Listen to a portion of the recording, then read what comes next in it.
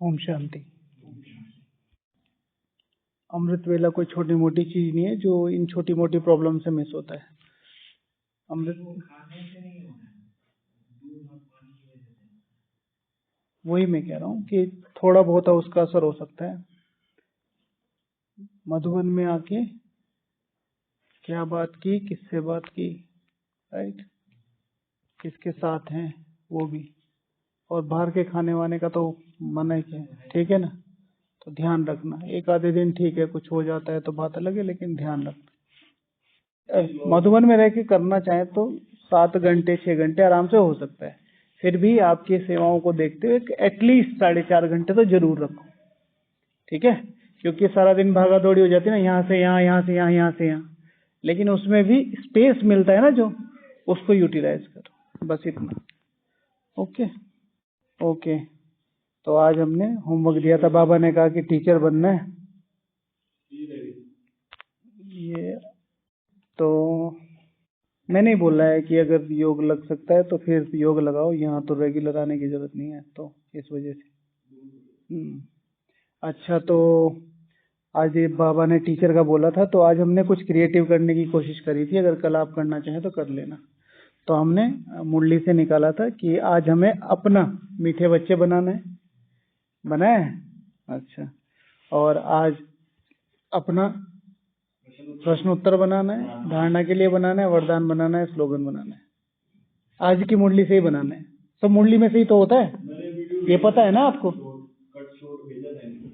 मिला। हाँ, तो पहले तो ये, और फिर दूसरा स्कॉलरशिप वाला था, उसको तो डिस्कशन के लिए रखा ही है। बाकी वो जो किया है वो बताइए। ये बताओ कि मीठे बच्चे क्यों आता है। भाई इतने दिन से मुरली सुन रहे हो, मीठे बच्चे तो नहीं, आज की मुरली का नहीं बात कर रहे। भगवान के दिल में मीठे हैं। अरे वो हो गया, आप भगवान के दिल में मीठे हो। मीठे बच्चे का क्यों है आता है हेडिंग, उसका मतलब क्या है। सिर्फ मीठे बच्चे की बात नहीं हो रही, मीठे बच्चे के बाद 2 लाइनें आती हैं, तो वो मुरली में क्यों डाली जाती है। सारी मुरली का सार है वो। बच्चे को आप समझा रहे हैं तो किसी तरह से संबोधित कर रहे हैं, तो वो 1 घंटा जो समझाएंगे वो समझा ही नहीं रहेगा। मीठे बच्चे कहने की क्या पहले, इसीलिए बहुत कुछ कहने वाले, इसीलिए पहले उनको मीठे बच्चे पहले मीठा खिला के, जिसके बाद उन्होंने कुछ भी वो हेडलाइन है, जैसे कोई खबर होती है क्यों करते हैं। अनुपम भैया, मीठे बच्चे का मतलब क्या है। मीठे बच्चे की 2 हेडिंग क्यों आती है। हाँ ठीक ठीक है, आंसर ठीक है, वो आंसर ठीक है। पूरी मुरली का एक तरीके से बाबा टाइटल देते हैं कि इस मुरली का टाइटल क्या है, तुम्हें किस चीज को सेंटर में रख के ये सारी मुरली सुननी है, या एक तरीके से सार, मुख्य सार, ठीक है। जैसे धारणा के लिए मुख्य सार है, तो वो धारणा की पॉइंट है कि आज पूरे दिन तुम ये धारणा कर सकते हो। फिर उसमें मेन एक पुरुषार्थ का पॉइंट। ओके, बढ़िया लिखा है आपने, वेरी गुड। अच्छा, तो आज बाबा बोले कि त्रिमूर्ति शिव भगवान आज पढ़ाई से तो बड़ी स्कॉलरशिप मिलती है, बाप से पढ़ाई से स्कॉलरशिप मिलती है, बाप से ऊंचते ऊंच पद पाना है तो पुरुषार्थ करना पड़े। तो बाप से ऊंचते ऊंच स्कॉलरशिप लेनी है तो उसका क्या पुरुषार्थ है। बाबा से अगर ऊंचे से ऊंची स्कॉलरशिप लेनी है तो उसका क्या पुरुषार्थ है। जो देखिए, मैं समझ गया, नहीं वो भी डेफिनेशन नहीं है, आपको नहीं पता। वो इन बच्चों से दिख गया कि इन्होंने जब सही नहीं बताया, तो मैं समझ गया मास्टर में ही गड़बड़ है, और वो दिख भी गई है ना। जो सेम गलती स्टूडेंट ने करी वो मास्टर ने कर रखी, मतलब स्टूडेंट बिल्कुल सही है, स्टूडेंट के 100 में से 100 है, क्योंकि जैसा बताया वैसा सीख लिया। आजकल क्या होता है कि मधुबन में जब नए नए भाई बहने आते हैं तो लोग मतलब नॉर्मल करके बात करते हैं, देखो वो कितना ये कर रहा है, वो कितना उछलता है, वो कितनी बातें करता है उसको मतलब देखते रहते हैं। बड़ों बड़ों का ये सिनेरियो रहता है, और ये हर किसी का रहता है। अगर मम्मी पापा के सामने बच्चे उछल रहे हो तो मम्मी पापा उनको चमका के साइड में बिठा देते हैं। ये नहीं देखते कि उस उम्र में वो उनसे ज्यादा मोहल्ले वाले उनसे ज्यादा दुखी थे, ठीक है ना। वो सोचते हैं हमारी तरह रिएक्ट करें, राइट। इसी तरीके से जब मैं मधुबन में होता हूँ, मेरा सिनेरियो ये काम करता है कि जब भी कोई छोटों के बारे में बात करता है, मैंने कहा कि तुम उनकी गलतियों के बारे में बात कर रहे हो, वो बाहर से आया है, वो ज्यादा बोलता है, वो ज्यादा उछल कूद करता है, वो जब योग नहीं करता, तुमने उसे सही करने के लिए क्या इनिशिएटिव लिया? जबकि अभी भी जब तुम उनके बारे में बात कर रहे हो तो नेगेटिव कर रहे हो, मतलब वायुमंडल और उनको गिराने वाला ही कर रहे हो। उनको किसी तरह साथ में बैठाओ, उनको प्यार दो, उनको पालना दो। 10 बार अगर तुमने उन्हें ये कहा कि तुम योग में बैठो, तब तुम एक बार ये कहने के लायक हो कि भाई हाँ तुम योग नहीं करते हो। और मैं तो उसको कहता हूँ कि 100 बार अगर कहो तो शायद एक बार कहना है तुम्हें कि योग में जाओ, अगर 100 बार तुमने उन्हें पालना दी है तो। नहीं तो कोई जरूरत नहीं है टच करने की। You have no right. ठीक है ना? तो आपके 100 में से 100 है। मास्टर जी फेल हो गए लेकिन। हाँ मास्टर जी फंस गए। विशाल भाई फंस गए आज। चलो कोई बात नहीं है, बेटर लक नेक्स्ट टाइम। कितनी बार बताइए? तो प्रधानता आई एक्सेप्टेड भाई, मैं तो एक्सेप्ट कर रहा हूँ। मैंने तो पहले ही बोल दिया, मैं क्या तुम यार बेइज्जती करा रहे हो। ठीक है। आत्मा के 7 गुणों की प्रधानता इज इक्वल्स टू सतो प्रधानता। आत्मा के 7 गुणों की प्रधानता इज इक्वल्स टू सतो प्रधानता। सतो प्रधानता क्या होती है? जब भी मैं आत्मा अपने को आत्मा कंसिडर करती हूँ, जैसे हम योग में बैठते हैं तो मैंने ये सोचा मैं आत्मा हूँ, तो मेरे 7 गुण एकदम से एक्टिव हो जाते हैं। उसके आधार पर मेरा योग लगना शुरू होता है। कई बार आप योग में 2-2, 3-3 घंटे बैठे, पर योग का जो वैल्यू है वो शायद 1 मिनट 2 मिनट भी नहीं होगी, क्योंकि आत्मा अपने बेसिक धर्म में नहीं टिकी। इसलिए बाबा कहता अपने को आत्मा समझो, आत्मा समझो, आत्मा समझो। तो आज जैसे मेरा अमृत वेले छूट गया ना, हाँ, तो वो अपने आप ही बंद होने लगा। क्या वैसे लाइट होने लगा, ऐसे वो एक संस्कार है भाई। एक लंबे समय तक आप जैसे ट्रेन में चलते हैं पूरी रात, आप देख रहे हैं, बाहर देख रहे हैं, जैसे ही आप उतर के टेबल पे बैठते हैं तो आपको लगता है ट्रेन चल रही है। तो संस्कार, इट डजंट मीन कि ट्रेन चल रही है। तो आपका अमृत वेला मिस हो गया तो ये गलतफहमी कभी भी मत रखना कि मुझे बैठे बैठे वो संकल्प आ रहे थे तो मुझे अच्छा अनुभव है। माया है बहुत तगड़ी। ठीक है। हाँ, मुरली में भी सुबह सुबह वो टेढ़ा मेरा मुरली पूरा दिखता है। हाँ, तो उसको सही करो, टूटे फूटे। अच्छा, तो व्हाट इज सतो प्रधानता? जब मैं आत्मा अपने स्वधर्म में टिक के योग लगाती हूँ, फिर उन 7 गुणों की प्रधानता के आधार पर मेरा योग तपस्या बनता है। तपस्या से विकर्म विनाश होते हैं, उसके बाद हम पावनता की तरफ बढ़ते हैं। तो आत्मा के 7 गुणों की प्रधानता, जैसे जब आत्मा परमधाम से आती है तो चाहे वो स्वर्ग में आए चाहे अभी आए, अपने 7 गुणों के आधार पर वो क्या होती है? सतो रजो तमो में जाती ही है। जैसे आज कोई आत्मा उतरी तो वो अपना बहुत अच्छा जन्म लेगी बड़े से बड़े घर में, और सतो रजो तमो में तुरंत आएगी। लेकिन मेरी आत्मा में सतो प्रधानता के साथ क्या है? सतो प्रधानता के साथ और क्या है मेरी आत्मा में? तो संपूर्ण पावनता। उस पावनता के आधार पर मुझे वो ड्यूरेशन मिलती है 84 जन्म वाली। समझ में आया? अच्छा चलो, अब मैं बोलता हूँ। आज अगर बाबा ने कहा था कि बाबा से पूरी स्कॉलरशिप लेना है तो उसका क्या पुरुषार्थ करना है, तो जैसे कि आज संडे की मुरली थोड़ी सी रिवाइज कर रहे थे, तो संडे की मुरली में बाबा ने एक विशेषकर सांप की बात की थी। कौन सा सांप था? 5। हाँ, कौन कौन से थे 5 फन? पहला दूसरा प्रकृति, माया, संकल्प और वायुमंडल और 5वां था संगदोष। ठीक है। तो ब्राह्मण जीवन में या आपके पर्सनल जीवन में या किसी भी प्रकार के जीवन में आपका संगदोष बहुत आवश्यक होता है। संगदोष ये बताया, जैसे बहुत फेमस फ्रेज है कि मुझे अपने दोस्तों से मिलवा दो और मुझे इसके दोस्तों को दिखा दो और मैं बता दूंगा ये किस तरह का व्यक्तित्व है। ठीक है, इतना फर्क पड़ता है दोस्तों का, हमारे संग का फर्क पड़ता है। तो अगर स्कॉलरशिप लेनी है तो इस ज्ञान मार्ग में विशेष संग का बहुत ज्यादा ध्यान रखना पड़ेगा।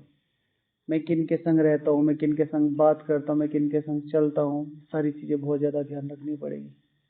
मैं हमेशा बार बार चिल्ला के बोलता हूँ सब लोगों को कि मेरा यहाँ 15 सालों का एक्सपीरियंस हो गया। 1 दशक छोटी मोटी यात्रा नहीं होती। 1 दशक से मैं अगर मुश्किल से 1-1.5 महीना छोड़ दूं या 2 महीने छोड़ दूं, चलो, क्योंकि मैं आज तक घर से बाहर 10-15 दिन से ज़्यादा रहा नहीं। अगर इस बार की छोड़ दो तो इस घर से बाहर कभी गया ही नहीं मैं यहाँ से। और मैं लगातार यहाँ ऑब्जर्व कर रहा हूँ, जितने भी ब्राह्मण पुरुषार्थ से मरे हैं उनका विशेष कारण रहा है संतोष। 90% की बात है। 90% आत्माएं चाहती है देहधारी का संग। ये चीज आप 90% आदमी देहधारी का संग नहीं चाहती। 90% आत्माएं जो उन्हें करना था वो नहीं किया, तो फिर हर एक कर्मेंद्रिय को, जैसे हम अभी सतो प्रधानता की बात कर रहे हैं, आत्मा में 7 गुण होती हैं। आत्मा को सुख चाहिए। अगर मुझे योग में सुख नहीं मिल रहा तो फिर मैं दोस्त ढूंढूंगा। दोस्ती में सुख मिल रहा है, घूमने में सुख मिल रहा है, खाने में सुख मिल रहा है। अल्टीमेटली मुझे उस आत्मा का वो गुण पूरा करना है आज के लिए। फिर आज इस दोस्त ने धोखा दे दिया, इसने कुछ बोल दिया, दूसरा दोस्त ढूंढूंगा, तीसरा दोस्त ढूंढूंगा। अब मैंने शुरू से अपने नियम और अपनी धारणाओं को सुख में परिवर्तन कर रखा है कि जब तक मैं अमृत वेला नहीं करूंगा मुझे सुख नहीं मिलेगा। बड़े बड़ों के साथ दो संघ की बात है, जैसे आपने कहा कि भाई महारथियों के संग कोई बड़े बड़े लोग रहते हैं, उनका पुरुषार्थ ऐसा नहीं दिखता। उन्होंने महारथियों के साथ सेवा की है, संग नहीं किया। संग करते तो वो दादी की तरह उठते। हमने कितने लोगों को देखा है कि दादियों को क्लास में बिठाया और अपने आप इधर उधर चल दिए, वहां बैठ के सुन नहीं सकते। जबकि हमारे साथ भी शायद ऐसा हो सकता था कि अगर हम इतने लंबे समय तक रहते, जैसे मुझे किसी ने कहा कि अगर आप इतने लंबे समय तक रहते तो शायद आप भी ऐसे ही करते, उनको बिठा के आप भी चले जाते। मैंने कहा मैं नहीं जाता, क्योंकि अगर मैं जाता तो फिर आज मैं दादियों की क्लास नहीं सुन रहा होता ढूंढ ढूंढ के। एक ही क्लास को 10-10, 20-20 बार रिपीट करता हूँ मैं, कोई भी हिस्ट्री की क्लास। इसलिए नहीं कि मुझे वो कुछ उसमें से मुझे हर बार कुछ ना कुछ नया मिलता है। संदीप भाई के लिए विशेष है ना, वो संग रहे 3 महीने करे, मैंने 4 महीने सेवा की, दादी की सेवा। हाँ, तो उसका सीखने की बात है ना। तो संग माना यानी कि आपको ये देखना पड़ेगा कौन सा संग मुझे अपलिफ्ट कर रहा है। ये मेरा शॉर्ट टर्म है, अभी हम घूम के आए, खा के आए, पी के हो गया। एक है कि मैं बैठ गया बाबा के साथ 1 घंटा, अभी 84 जन्मों के लिए 1 घंटा मेरा फिक्स हो गया। 1 घंटे का मेरा पुरुषार्थ 84 जन्म के घंटों का मेरा फिक्स हो गया। तो ये प्राप्ति देखनी पड़ेगी। दूसरा, अगर स्कॉलरशिप लेनी है तो 3 चीजों की रिस्पेक्ट करनी पड़ेगी। शिव भगवान हुआ है कि 5 सर्टिफिकेट लेने पड़ेंगे, ठीक है। उसमें अपना और दूसरों का, परिवार का और अपना सर्टिफिकेट लेना जरूरी है। और इसमें तीसरा है, अगर भगवान को जोड़ देते हो, time. What is Baba? All about time. चलो बाबा को याद करते। तो बाबा कौन कौन से 5 सर्टिफिकेट कहते हैं? स्वयं का सर्टिफिकेट, परिवार का सर्टिफिकेट, भगवान का सर्टिफिकेट। 3 सर्टिफिकेट ही कहते हैं ना। तो 3 सर्टिफिकेट में से अगर मुझे स्कॉलरशिप लेनी है, सबसे पहले अपनी रेस्पेक्ट करनी सीखनी पड़ेगी। दूसरी, फिर परिवार की रेस्पेक्ट करनी पड़ेगी। और तीसरी, अगर भगवान को ले तो यहाँ पर मैंने भगवान का जो टाइटल दिया वो दिया है टाइम, स्कॉलरशिप के मैटर में। अगर मुझे भगवान से स्कॉलरशिप चाहिए, भगवान की सबसे ऊंची स्कॉलरशिप चाहिए, मुझे इस टाइम को महत्व देना पड़ेगा। ब्राह्मण जीवन में इस समय टाइम को वैल्यू करना बहुत ज्यादा जरूरी है। समय ही भगवान है, ये कह दिया। समय एक तरीके से स्कॉलरशिप के लिए समय भगवान नहीं है, समय तो हमारी रचना है। लेकिन इस समय एक स्टूडेंट के लिए समय सबसे इम्पोर्टेंट है। हमें कई बार मैसेजेस आते हैं कि जैसे प्रश्न उत्तर तो आते रहते, तो कहते हैं आप रिप्लाई नहीं करते। तो जो चीजें जरूरी होती हैं उसका रिप्लाई जरूर करते हैं, और मतलब होता है, लेकिन हर चीज का रिप्लाई तो नहीं किया जा सकता। तो फिर उनको समझाया जाता है कि भाई आपको क्या क्यूरियोसिटी है। प्रश्न उत्तर है तो बात ठीक है, लेकिन आप गुड मॉर्निंग करके लिख रहे हो तो उसका रोज तो आंसर हम देने से रहे। आपको कोई प्रश्न है, हम 100% आंसर देंगे। तो ग्रुप में ऐसे बहुत सारे लोग होते हैं, तो ऐसा नहीं कि गुड मॉर्निंग लिखने में कुछ चला जाएगा, लेकिन बात है कि अगर 70 गुड मॉर्निंग आएंगे तो उनको कैसे रिप्लाई करेंगे। सबको अपना पर्सनल दिखता है। एक बार लिख कर सकते हैं, एक बटन से हो जाता है। सही बात है, की बात है। सब अगला नहीं, वो फिर चीजें बढ़ जाती हैं। ठीक है, तो माना स्वयं की, परिवार की और समय की रेस्पेक्ट करनी सीखनी पड़ेगी, तो बाबा द्वारा दी गई ऊंचे से ऊंची स्कॉलरशिप हम ले सकते हैं। तीसरा है कि गोल ओरिएंटेड विजुअलाइजेशन, गोल का विजुअलाइजेशन करना और उसे फीलिंग के साथ विजुअलाइज करना। जैसे हम आपको हमेशा लक्ष्य लिखने के लिए कहते हैं, कितने लोग लक्ष्य लिखते हैं? लक्ष्य लिखते हो आप रोज? ये देखो ऐसे हाँ, सम्मान स्वमान के साथ, हाँ। डेली आपको अपना पता होना चाहिए मुझे कहाँ तक जाना है, फिर उसका विजुअलाइजेशन करना चाहिए। जैसे आज बाबा ने कहा था, बाप, टीचर, सतगुरु, ये 3 अक्षर भी याद रहे तो बेड़ा पार है। बोला था, अनपढ़ हो ना कोई बात नहीं, ये 3 शब्द हो तो याद रखो। आज हमने इस पे योग किया कि मैं 5000 साल बाद आए हुए बाप, टीचर, सतगुरु के साथ सर्वोच्च पाठ बजाने वाली आत्मा हूं। अब मुरली भी हो गई, योग भी हो गया, मुरली से धारणा भी हो गई, मेरा लक्ष्य भी रिवाइज हो गया। नई नवीनता की नवीनता, योग लगेगा ही। ठीक है, अब यही चीज अगर हम एग्जीक्यूट कर लें अपने उसमें, या भाई भगवान के साथ सर्वोच्च पाठ निभा रहा हूं ना मैं, वहां बैठ के बाबा से मैं ले रहा हूं, फिर सारे विश्व को दे रहा हूं, करना तो कुछ नहीं, हम तो कमीशन एजेंट हैं। तो अगर मुझे स्कॉलरशिप लेनी है तो डेली मुझे याद, भाई स्कॉलरशिप चाहिए, मेरे पास पैसे नहीं आगे फीस देने के लिए। तो वो स्कॉलरशिप कैसे मिलेगी? जब मुझे ये पता होगा मुझे जाना क्या है। सारे ब्राह्मण सारा दिन पुरुषार्थ करते हैं, लेकिन ये नहीं पता कि मुझे सर्वोच्चता पे पहुंचना है, कितना मेरे पास समय है, कितना सारी चीजें हैं।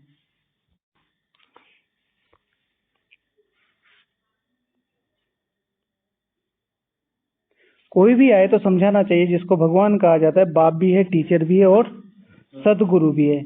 यह याद हो तो भी ठीक, और कोई की याद ना आए, और कोई को तो ऐसे ना कह सके, बच्चे तो तुम बच्चे जानते हो हमारा बाप भी है, टीचर भी है, सदगुरु भी है।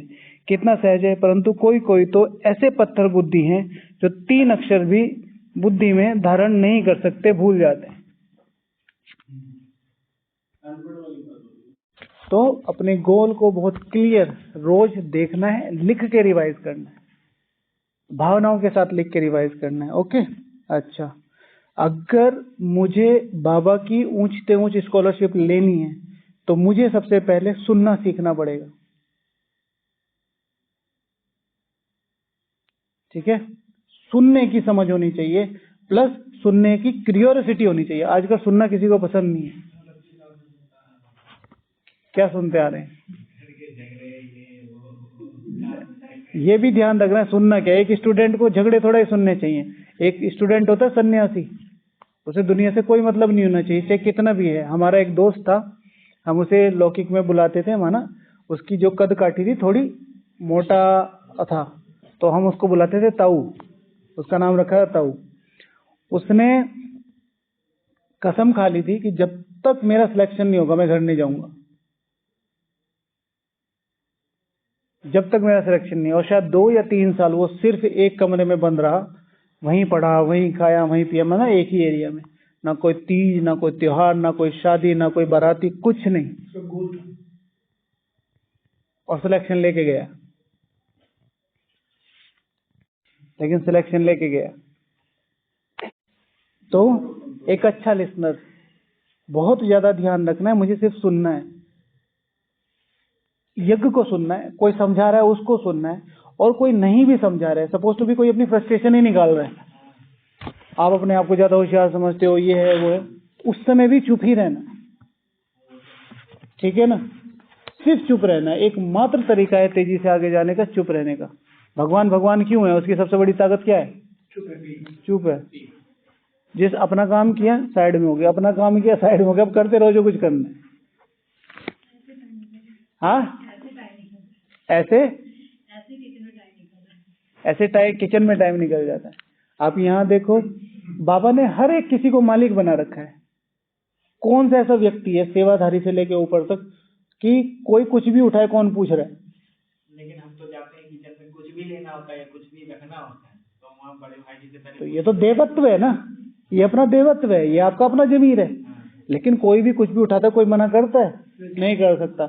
बहुत सारे लोग हैं कि अगर उठा के बाहर ले जाना चाहे ले जा सकते हैं, मिसयूज करना चाहिए। लेकिन बाबा ने सब चीजों के लिए तुम्हें मालिक बना रखा है कि कुछ भी करो, मेरा काम जो है मैं करके अपना साइड हो जाऊंगा।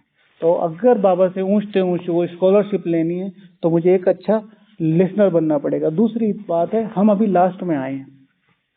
लास्ट का मतलब है जो तपस्या के समय वो उतनी सारी आत्माएं थी, उनकी फिजिकल एग्जिस्टेंस अभी मिस होती है।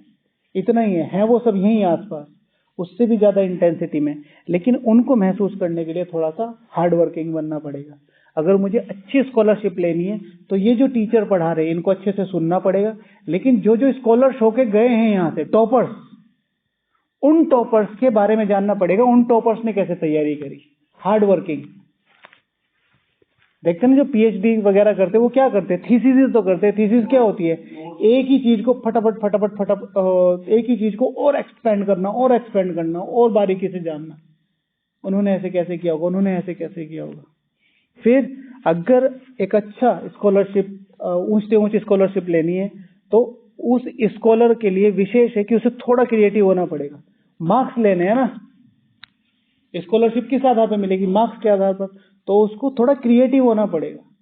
सो कॉल्ड नहीं चलेगा कि मुरली अमृत वेला नुमा शाम और छुट्टी, मुरली अमृत वेला नुमा शाम और छुट्टी।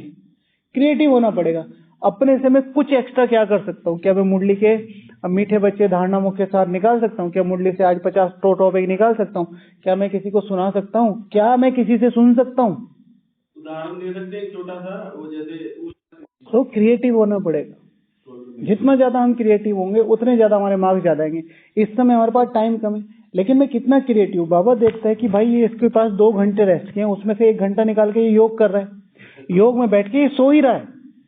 लेकिन इसकी इंटेंसिटी, इसकी जो इंटेंशन है वो सोने की नहीं है, इसकी इंटेंशन है आगे बढ़ने की। तो उसके मार्क्स तो जमा हो रहे हैं।